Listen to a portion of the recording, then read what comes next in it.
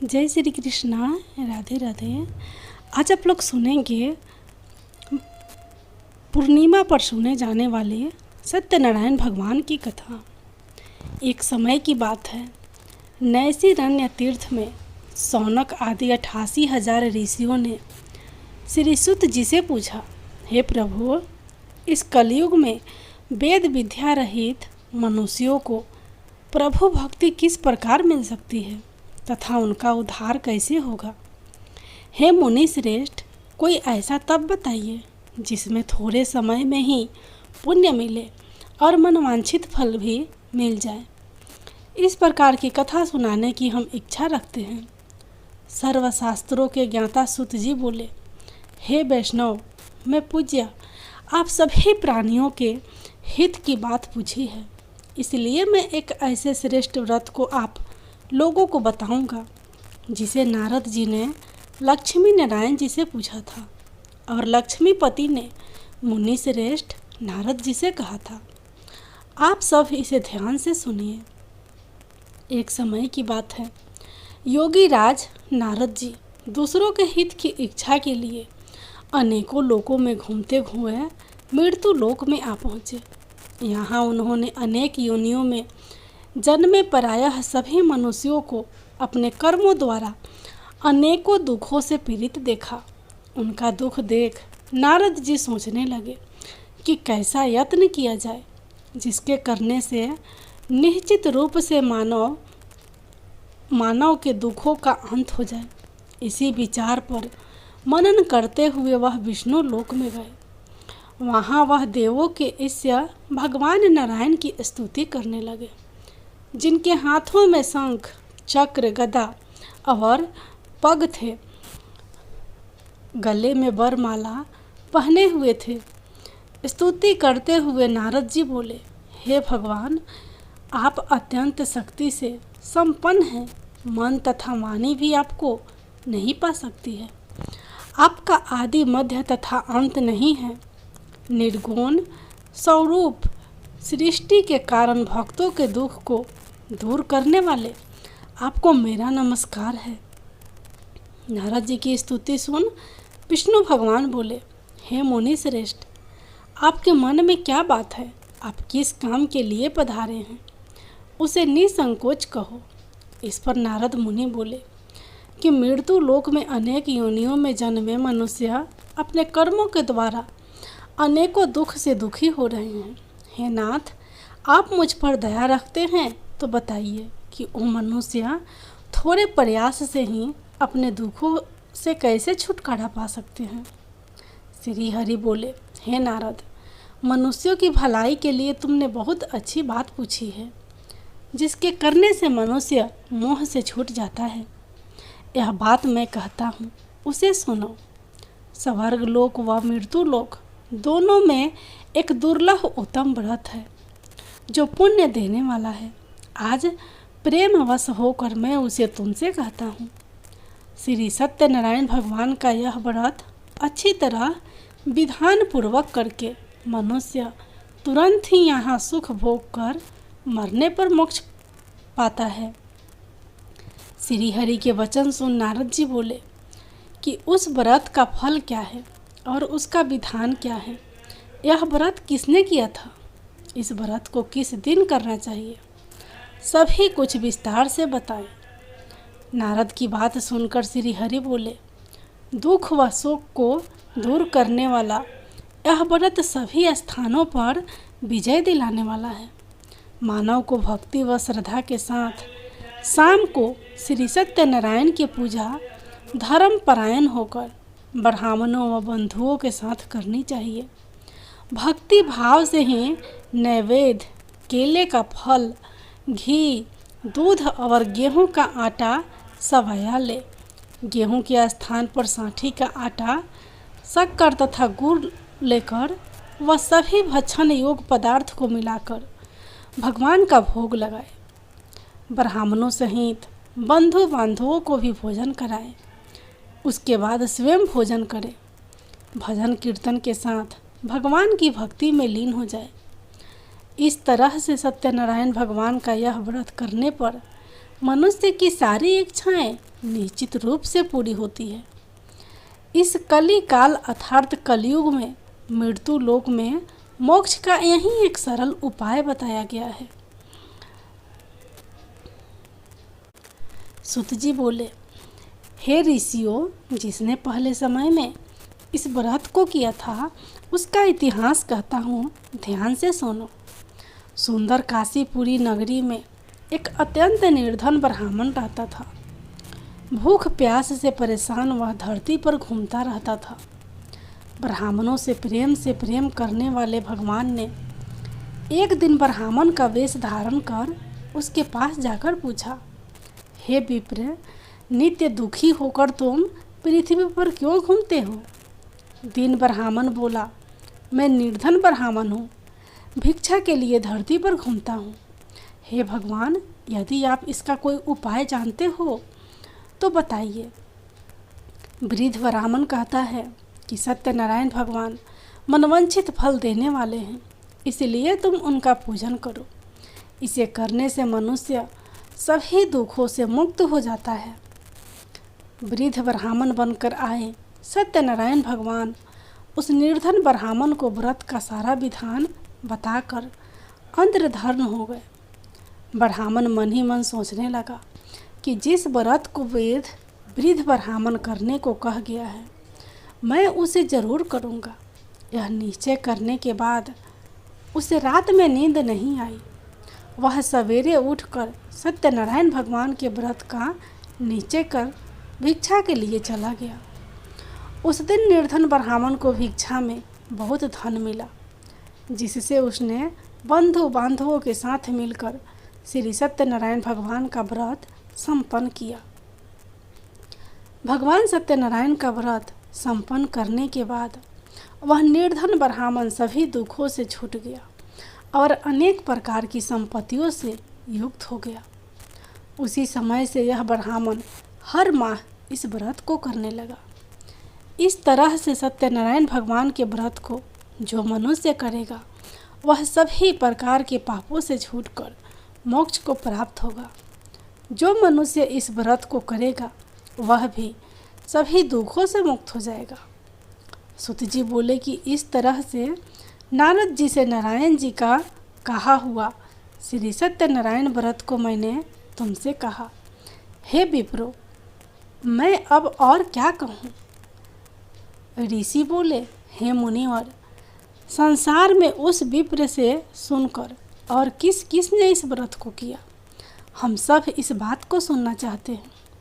इसके लिए हमारे मन में श्रद्धा का भाव है। सूत जी बोले, हे मुनियों, जिसने इस व्रत को किया है वह सब सुनो। एक समय वही विप्र धन व ऐश्वर्य के अनुसार अपने बंधु बांधवों के साथ इस व्रत को करने को तैयार हुआ। उसी समय एक लकड़ी बेचने वाला बूढ़ा आदमी आया और लकड़ियां बाहर रखकर अंदर ब्राह्मण के घर में गया। प्यास से दुखी व लकड़हारा उनको व्रत करते देख विप्र को नमस्कार कर पूछने लगा कि आप यह क्या कर रहे हैं तथा इसे करने से क्या फल मिलेगा, कृपया मुझे भी बताएं। ब्राह्मण ने कहा कि सब मनोकामनाओं को पूरा करने वाला है यह सत्यनारायण भगवान का व्रत है। इनकी कृपा से ही मेरे घर में धन धान्य आदि की वृद्धि हुई है। विप्र से सत्यनारायण व्रत के बारे में जानकर लकड़हारा बहुत प्रसन्न हुआ। चरना अमृत लेकर वह प्रसाद खाने के बाद वह अपने घर गया। लकड़हारे ने अपने मन में संकल्प किया कि आज लकड़ी बेचने से जो धन मिलेगा उसी से श्री सत्यनारायण भगवान का उत्तम व्रत करूँगा। मन में इस विचार को ले बूढ़ा आदमी सिर पर लकड़ियाँ रख उस नगर में बेचने गया जहाँ धनी लोग ज़्यादा रहते थे। उस नगर में उसे अपनी लकड़ियों का दाम पहले से 4 गुना अधिक मिलता है। बूढ़ा प्रसन्नता के साथ दाम लेकर केले, शक्कर, घी, दूध, दही और गेहूं का आटा ले और सत्यनारायण भगवान के व्रत की अन्य सामग्रियां लेकर अपने घर गया। वहां उसने अपने बंधु बांधवों को बुलाकर विधि विधान से सत्यनारायण भगवान का पूजन और व्रत किया।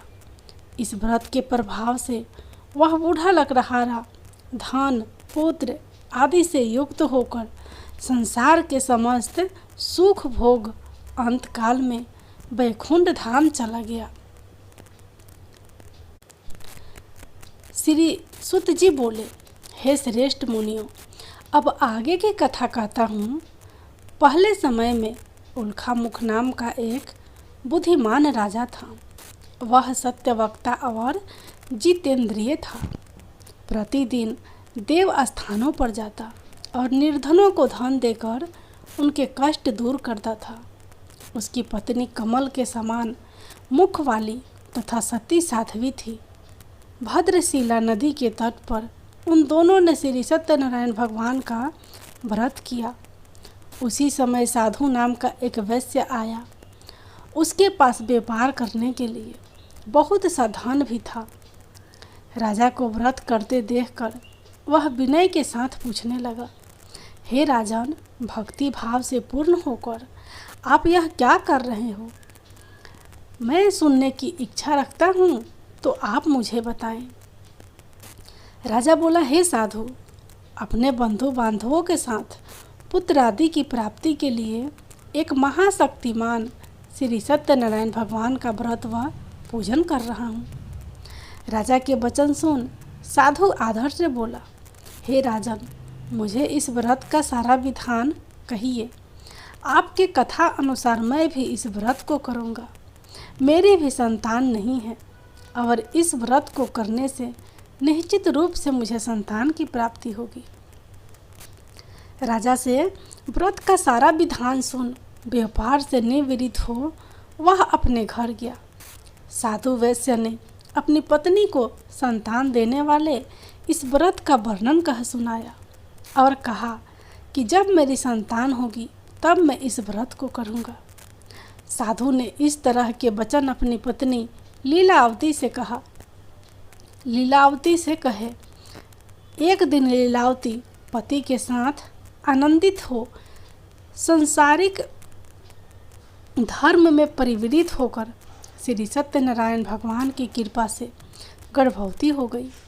10वें महीने में उसके गर्भ से एक सुंदर कन्या ने जन्म लिया। दिनों दिन वह ऐसे बढ़ने लगी जैसे कि शुक्ल पक्ष की चंद्रमा बढ़ता है। माता पिता ने अपनी कन्या का नाम कलावती रखा। एक दिन लीलावती ने मीठे शब्दों में अपने पति को याद दिलाया कि आपने सत्यनारायण भगवान के जिस व्रत को करने का संकल्प किया था उसे करने का समय आ गया है। आप इस व्रत को करिए। साधु बोला कि हे प्रिय, इस व्रत को मैं उसके विवाह पर करूँगा। इस प्रकार अपनी पत्नी को आश्वासन देकर वह नगर को चला गया। कलावती पिता के घर में रह दिनों दिन बड़ी होने लगी। साधु ने एक बार नगर में अपनी कन्या को सखियों के साथ देखा तो तुरंत ही दूत को बुलाया और कहा कि मेरी कन्या के योग वर देख कर आओ। साधु की बात सुनकर दूत कंचन नगर में पहुंचा और वहां देखभाल कर लड़की के सुयोग वनिक पुत्र को ले आया। सुयोग लड़के को देख साधु ने बंधु बांधवों को बुलाकर अपनी पुत्री का विवाह कर दिया। लेकिन दुर्भाग्य की बात ये कि साधु ने अभी भी श्री सत्यनारायण भगवान का व्रत नहीं किया। इस पर श्री भगवान क्रोधित हो गए और श्राप दिया कि साधु को अत्यधिक दुख मिले। अपने कार्य में कुशल साधु बनिया जमाई को लेकर समुद्र के पास स्थिर होकर रत्नासारपुर नगर में गया। वहाँ जाकर दामाद ससुर दोनों मिलकर चंद्रकेतु राजा के नगर में व्यापार करने लगे। एक दिन भगवान सत्यनारायण की माया से एक चोर राजा का धन चुराकर भाग रहा था। उसने राजा के सिपाहियों को अपना पीछा करते देख चुराया हुआ धन वहाँ रख दिया जहाँ साधु अपने जमाई के साथ ठहरा हुआ था। राजा के सिपाहियों ने साधु वैश्य के पास राजा का धन पड़ा देखा तो वह ससुर जमाई दोनों को बांधकर प्रसन्नता से राजा के पास ले गए और कहा कि उन दोनों चोरों को हम पकड़ लाए हैं, आप आगे की कार्यवाही की आज्ञा दें। राजा की आज्ञा से उन दोनों को कठिन कारावास में डाल दिया गया और उनका सारा धन भी उनसे छीन लिया गया। श्री सत्यनारायण भगवान के श्राप से साधु की पत्नी भी बहुत दुखी हुई। घर में जो धन रखा था उसे चोर चुरा ले गए। शारीरिक तथा मानसिक पीड़ा व भूख प्यास से अति दुखी हो अन्न की चिंता में कलावती एक ब्राह्मण के घर गई। वहाँ उसने श्री सत्यनारायण भगवान का व्रत होते देखा। फिर कथा भी सुनी। वह प्रसाद ग्रहण कर रात को घर वापस आई। माता ने कलावती से पूछा कि हे पुत्री, अब तक तुम कहाँ थी? तेरे मन में क्या है? कलावती ने अपनी माता से कहा, हे माता, मैंने एक ब्राह्मण के घर में श्री सत्यनारायण भगवान का व्रत देखा है। कन्या के वचन सुन लीलावती भगवान के पूजन की तैयारी करने लगी। लीलावती ने परिवार व बंधुओं सहित सत्यनारायण भगवान का पूजन किया और उनसे वर मांगा कि मेरे पति तथा जमाई शीघ्र घर आ जाए। साथ ही यह भी प्रार्थना की कि हम सब का अपराध क्षमा करें। श्री सत्यनारायण भगवान इस व्रत से संतुष्ट हो गए और राजा चंद्रकेतु को सपने में दर्शन देकर कहा, हे राजन, तुम उन दोनों वैश्यों को छोड़ दो और तुमने उनका जो धन लिया है उसे वापस कर दो। अगर तुमने ऐसा नहीं किया तो तुम्हारा धन, राज्य व संतान सभी को नष्ट कर दूंगा। राजा को यह सब कहकर भगवान अंतर्धान हो गए। प्रातःकाल सभा में राजा ने अपना सपना सुनाया। फिर बोले कि बनिक पुत्रों को कैद से मुक्त कर सभा में लाओ। दोनों ने आते ही राजा को प्रणाम किया। राजा मीठी वाणी में बोला, हे महानुभावों, भाग्यवश ऐसा कठिन दुख तुम्हें प्राप्त हुआ है, लेकिन अब तुम्हें कोई भय नहीं है। ऐसा कह राजा ने उन दोनों को नए वस्त्र आभूषण भी पहनाए और जितना धन उनका लिया था उससे दुगुना धन वापस कर दिया। दोनों वैश्य अपने घर को चल दिए।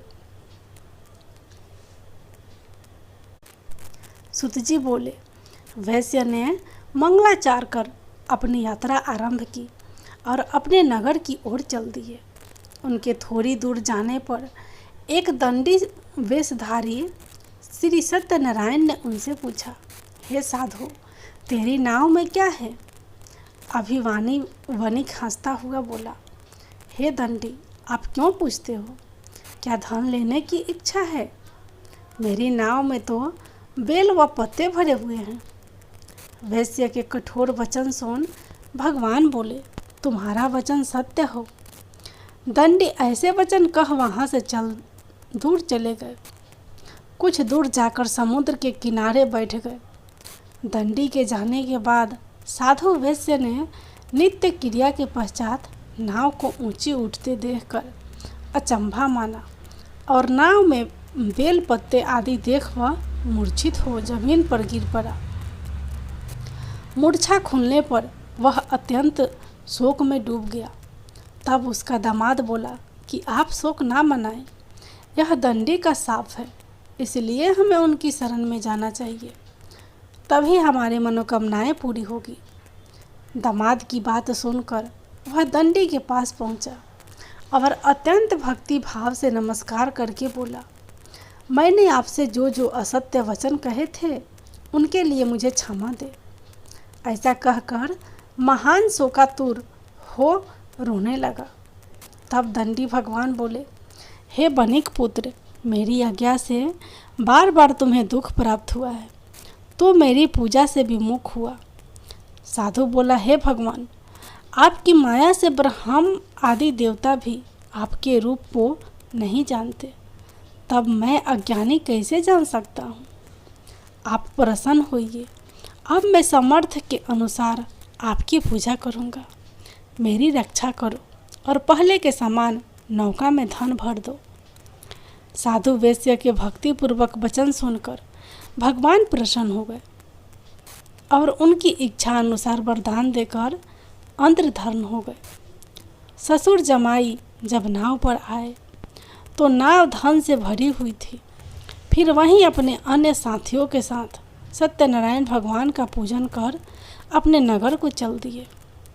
जब नगर के नज़दीक पहुँचे तो दूत को घर पर खबर करने के लिए भेज दिया।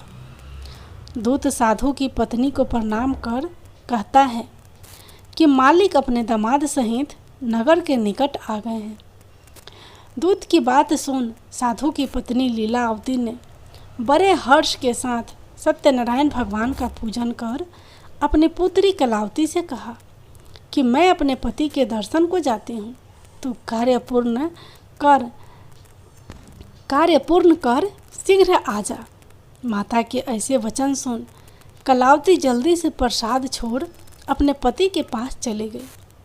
प्रसाद की अवज्ञा के कारण श्री सत्यनारायण भगवान रुष्ट हो गए और नाव सहित उसके पति को पानी में डुबो दिया। कलावती अपने पति को वहां न पाकर रोती हुई जमीन पर गिर गई। नौका को डूबा हुआ देख वह कन्या को रोता देख साधु दुखी होकर बोला कि हे प्रभु, मुझसे तथा मेरे परिवार से जो भूल हुई है उसे क्षमा करे।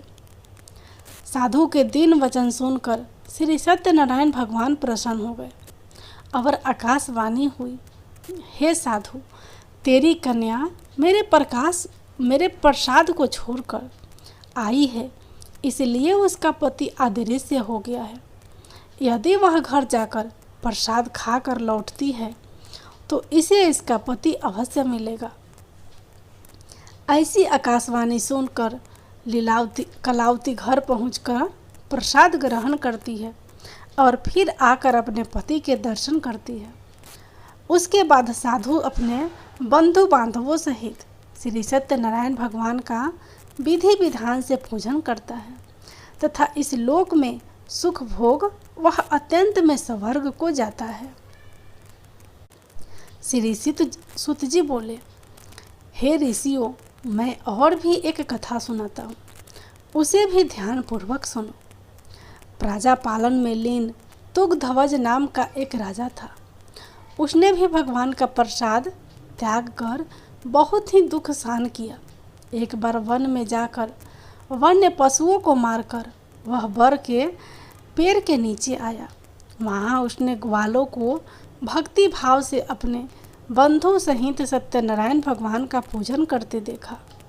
अभिमान वश राजा ने उन्हें देखकर भी पूजा स्थान में नहीं गया और ना ही उसने भगवान को नमस्कार किया। ग्वालों ने राजा को प्रसाद दिया, लेकिन उसने वह प्रसाद नहीं खाया और प्रसाद को वहीं छोड़ वह अपने नगर को चला गया। जब वह नगर में पहुंचा तो वहाँ सब कुछ तहस नहस हुआ पाया तो वह शीघ्र ही समझ गया कि यह सब भगवान ने ही किया है। वह दोबारा ग्वालों के पास पहुंचा और विधि पूर्वक पूजा करके प्रसाद खाया तो श्री सत्यनारायण भगवान की कृपा से सब कुछ पहले जैसा हो गया। दीर्घ काल तक सुख भोगने के बाद मरणोपरांत उसे स्वर्ग लोक की प्राप्ति हुई। जो मनुष्य परम दुर्लभ इस व्रत को करेगा तो भगवान सत्यनारायण की अनुकंपा से उसे धन धान की प्राप्ति होगी। निर्धन धनी हो जाता है और भय मुक्त हो जीवन जीता है। संतानहीन मनुष्य को संतान सुख मिलता है और सारे मनोरथ पूर्ण होने पर मानव अंतकाल में वैकुंठ धाम को जाता है। सुत जी बोले, जिन्होंने पहले इस व्रत को किया अब उनके दूसरे जन्म की कथा कहता हूँ। वृद्ध सतानंद ब्राह्मण ने सुदामा का जन्म लेकर मोक्ष की प्राप्ति की। लकड़हारे ने अगले जन्म में निषाद बनकर मोक्ष प्राप्त किया। उल्खा मुख नाम का राजा दशरथ होकर वैकुंठ को गए। साधु नाम के वैश्य ने मोर ध्वज बनकर अपने पुत्र को आरे से चीरकर मोक्ष पाया। महाराज तुंगध्वज ने स्वयंभू होकर भगवान से भक्ति युक्त हो कर्म कर मोक्ष पाया। श्री सत्यनारायण भगवान की जय हो। अब आप लोग सुनिए पूर्णिमा व्रत की कथा। द्वापर युग में एक बार यशोदा जी ने कृष्ण से कहा, हे कृष्ण, तुम सारे संसार के रचयिता तथा पालनहार हो। आज कोई ऐसा उपाय मुझसे कहो जिसके करने से स्त्रियों को सौभाग्य की प्राप्ति हो तथा उनकी सभी मनोकामनाएं पूर्ण हो। श्री कृष्ण कहने लगे, हे माता, मैं आपको एक उपाय विस्तार से बताता हूँ। सौभाग्य की प्राप्ति के लिए स्त्रियों को 32 पूर्णमासियों का व्रत करना चाहिए। श्री कृष्ण जी आगे कहने लगे कि इस धरती पर एक राजा चंद्रहास की अनेक प्रकार के रत्नों से परिपूर्ण कातिका नाम की नगरी थी। वहाँ पर धनेश्वर नाम का एक ब्राह्मण था और उसकी स्त्री अति सुशील एवं रूपवती थी। दोनों ही उस नगरी में बड़े प्रेम के साथ रहते थे। घर में धन धान्य आदि की कमी नहीं थी। उनको केवल एक दुख था कि उनके कोई संतान नहीं थी। इस कारण वे अत्यंत दुखी रहते थे। एक समय एक तपस्वी उस नगरी में आया। वह तपस्वी उस ब्राह्मण के घर को छोड़कर अन्य घरों में भिक्षा लेकर भोजन किया करता था। एक दिन हमेशा की तरह तपस्वी भिक्षा उनको प्रेम पूर्वक खा रहा था कि धनेश्वर ने योगी का यह सब कार्य देख लिया। धनेश्वर योगी से बोला, महात्मन, आप सब घरों से भिक्षा लेते हैं परंतु मेरे घर की भिक्षा कभी नहीं लेते। इसका कारण क्या है? योगी ने कहा कि निसंतान के घर की भीख पतितों के अन्न के तुल्य होती है और जो पतितों का अन्न खाता है वह भी पतित हो जाता है। चूँकि तुम निसंतान हो अतः पतित हो जाने के भय से मैं तुम्हारे घर की भिक्षा नहीं लेता हूँ। धनेश्वर यह बात सुनकर अपने मन में बहुत दुखी हुआ और हाथ जोड़कर योगी के पैरों पर गिर पड़ा तथा कहने लगा, हे महाराज, यदि ऐसा है तो आप मुझको पुत्र प्राप्ति का उपाय बताइए। आप सर्वज्ञ हैं, मुझ पर अवश्य ही कृपा कीजिए। मैं पुत्र ना होने के कारण अत्यंत दुखी हूँ। आप मेरे इस दुख का हरण करें। आप समर्थवान हैं। यह सुनकर योगी कहने लगे, हे ब्राह्मण, तुम चंडी की आराधना करो। घर आकर उसने अपनी स्त्री से सह वृत्तांत कहा और स्वयं तप के निमित्त वन में चला गया। वन में जाकर उसने चंडी की उपासना की और उपवास किया। चंडी ने 16वें दिन उसको सपने में दर्शन दिया और कहा, हे धनेश्वर, जा, तेरे पुत्र होगा, परंतु यह 16 वर्ष की आयु में ही मृत्यु को प्राप्त हो जाएगा। यदि तुम दोनों स्त्री पुरुष 32 पूर्णमासियों का व्रत विधि पूर्वक करोगे तो वह दीर्घ आयु होगा। प्रातःकाल होने पर इस स्थान के समीप ही तुम्हें एक आम का वृक्ष दिखाई देगा। उस पर चढ़कर एक फल तोड़कर शीघ्र अपने घर चले जाना। अपनी स्त्री को खिला देना। ऋतु स्नान के पश्चात वह स्वच्छ होकर श्री शंकर जी का ध्यान करके उस फल को खा लेगी। तब शंकर भगवान की कृपा से उसको गर्भ हो जाएगा। जब वह ब्राह्मण प्रातःकाल उठा तो उसने उस स्थान के पास ही एक आम का वृक्ष देखा जिस पर एक अत्यंत सुंदर आम का फल लगा हुआ था। धनेश्वर वृक्ष पर चढ़ गया और उसने एक अति सुंदर आम का फल देखा। ब्राह्मण ने जल्दी से उस फल को तोड़कर अपनी स्त्री को ला कर दिया और उसकी स्त्री ने अपने पति के कथा अनुसार उस फल को खा लिया और वह गर्भवती हो गई। देवी जी की असीम कृपा से उसे एक अत्यंत सुंदर पुत्र उत्पन्न हुआ जिसका नाम उन्होंने देवी दास रखा। माता पिता के हर्ष के साथ वह बालक बढ़ने लगा। भवानी की कृपा से वह बालक बहुत ही सुंदर, सुशील और पढ़ने में बहुत ही निपुण हो गया। दुर्गा जी की आज्ञा अनुसार उसकी माता ने 32 पूर्णिमासी का व्रत रखना शुरू कर दिया, जिससे उसका पुत्र बड़ी आयु वाला हो जाए। 16वां वर्ष लगते ही देवीदास के माता पिता को चिंता हुई कि कहीं उनके पुत्र को इस वर्ष मृत्यु ना हो जाए। इसलिए उन्होंने अपने मन में विचार किया कि यदि यह दुर्घटना उनके सामने हो गई तो वे कैसे सहन कर सकेंगे। इसलिए उन्होंने देवीदास के मामा को बुलाया और कहा कि हमारी इच्छा है कि देवीदास 1 वर्ष तक काशी में जाकर विद्या अध्ययन करे, इसलिए साथ में तुम चले जाओ और 1 वर्ष के पश्चात इसको वापस लौटा लाना। सब प्रबंध करके उसके माता पिता ने काशी जाने के लिए देवीदास को एक घोड़े पर बिठाकर उसके मामा को उसके साथ भेज दिया। धनेश्वर ने सपत्नी अपने पुत्र की मंगल कामना तथा दीर्घायु के लिए भगवती दुर्गा की आराधना और पूर्णमासियों का व्रत करना शुरू कर दिया। इस प्रकार बराबर 32 पूर्णिमासी का व्रत पूरा किया। कुछ समय पश्चात मामा और भांजा मार्ग में रात्रि बिताने के लिए किसी ग्राम में ठहरे हुए थे। उस दिन उस गांव में एक ब्राह्मण की अत्यंत सुंदर, सुशील और गुणवती कन्या का विवाह होने वाला था। जिस धर्मशाला के अंदर वर और उसकी बारात ठहरी हुई थी, उसी धर्मशाला में देवीदास और उसके मामा भी ठहरे हुए थे।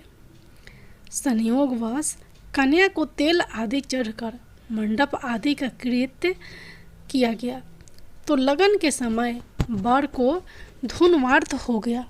अस्तु वर के पिता ने अपने कुटुंबियों से परामर्श करके निश्चय किया कि यह देवीदास मेरे पुत्र जैसा ही है, सुंदर है, इसके साथ ही लगन करा दो और बाद में विवाह के अन्य कार्य मेरे लड़के के साथ हो जाएंगे। ऐसा सोचकर देवीदास के मामा से जाकर बोला कि तुम थोड़ी देर के लिए अपने भांजे को हमें दे दो, जिससे वह विवाह के लगन का सब कृत्य सुचारू रूप से हो सके। तब उसका मामा कहने लगा कि जो कुछ भी मधुपर्क आदि कन्यादान के समय वर को मिले वह सब हमें दे दिया जाए, तो मेरा भांजा इस बारात का दूल्हा बन जाएगा। यह बारात वर के पिता ने स्वीकार कर लेने पर उसने अपना भांजा वर बनने को भेज दिया और उसके साथ सह विवाह कार्य रात्रि में विधि पूर्वक संपन्न हो गया। पत्नी के साथ वह भोजन न कर सका और अपने मन में सोचने लगा कि न जाने यह कैसी स्त्री होगी। वह एकांत में इसी सोच में पड़ गया तथा उसकी आंखों में आंसू भी आ गए। तब वधू ने पूछा कि क्या बात है, आप इतने दुखी क्यों हो रहे हैं। तब उसने सब बातें जो वर के पिता व उसके मामा में हुई थी उसको बतला दिए। तब कन्या कहने लगी कि यह ब्राह्मण विवाह के विपरीत हो कैसे सकता है। देव ब्राह्मण और अग्नि के सामने मैंने आपको ही अपना पति बनाया है, इसलिए आप ही मेरे पति हैं। मैं आपकी ही पत्नी रहूंगी, किसी अन्य की कदापि नहीं। तब देवीदास ने कहा, ऐसा मत करिए, क्योंकि मेरी आयु बहुत थोड़ी है। मेरे पश्चात आपकी क्या गति होगी। इन बातों को अच्छी तरह विचार लो। परंतु वह दृढ़ विचार वाली थी।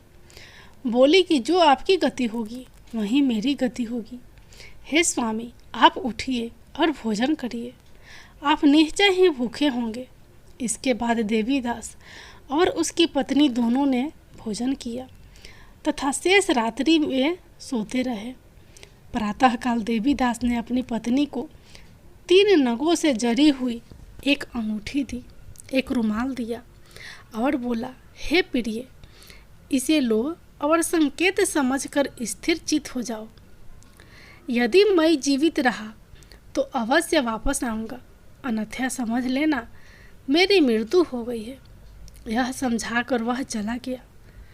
प्रातःकाल होते ही वहाँ पर गाजे बाजे बजने लगे और जिस समय विवाह के कार्य समाप्त करने के लिए वर तथा सब बाराती मंडप में आए तो कन्या ने वर को भली प्रकार से देखकर अपने पिता से कहा कि यह मेरा पति नहीं है, मेरा पति वही है जिसके साथ रात्रि में मेरा विवाह पनिग्रहण हुआ था। इसके साथ मेरा विवाह नहीं हुआ है। यदि यह वही है तो बताएं कि मैंने इसको क्या दिया। मधुपर्क और कन्यादान के समय जो मैंने भूषण आदि दिए थे उन्हें दिखाए तथा रात में मैंने क्या गुप्त बातें कही थी वह सब सुनाए। पिता ने उसके कथा अनुसार वर को बुलवाया। कन्या की यह सब बातें सुनकर वह कहने लगा कि मैं कुछ नहीं जानता। इसके पश्चात लज्जित होकर वह चला गया और सारी बारात भी अपमानित होकर वहाँ से लौट गई। इस प्रकार देवीदास काशी चला गया।